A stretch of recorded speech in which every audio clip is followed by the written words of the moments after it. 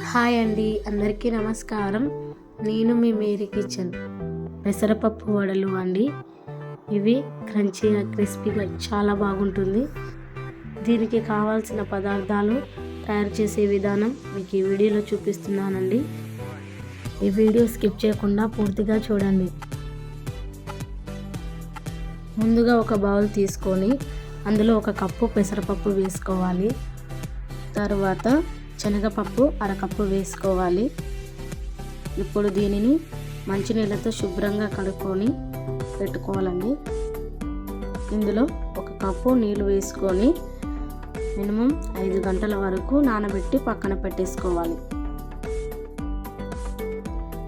చూడండి ఎలా మెత్తగా అయ్యాయో, బాగా ఉబ్బిపోయాయి. ఇప్పుడు వీటిని మిక్సీ జాడీలో వేసుకొని మిక్సీ చేసుకోవాలండి. ఇప్పుడు ఇందులో ఉల్లిపాయలు వేసుకోవాలి, సన్నగా తరిమిన పచ్చిమిర్చి, కారం పొడి, పసుపు, గరం మసాలా, ఉప్పు, కొత్తిమీర పౌడర్, అల్లం వెల్లిపాయ పేస్ట్, కరివేపాకు. ఇప్పుడు ఈ మిశ్రమాన్ని కలుపుకొని 5 నిమిషాల వరకు పక్కన పెట్టేసుకోవాలి.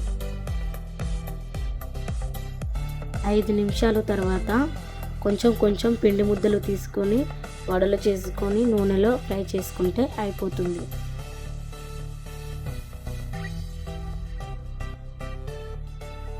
పెసరపప్పు వడలు నాకైతే చాలా బాగా నచ్చిందండి. మీకు కూడా నచ్చితే మీరు కూడా తప్పకుండా ఇంట్లో ట్రై చేయండి. పెసరపప్పు వడలు క్రంచీ క్రిస్పీగా చాలా బాగుంటుంది. నార్మల్గాను అన్నంలోకి గాను చాలా బాగుంటుంది. తప్పకుండా ట్రై చేయండి. అలాగే మీకు ఈ వీడియో నచ్చినట్లయితే మన ఛానల్ని సబ్స్క్రైబ్ చేసుకోండి.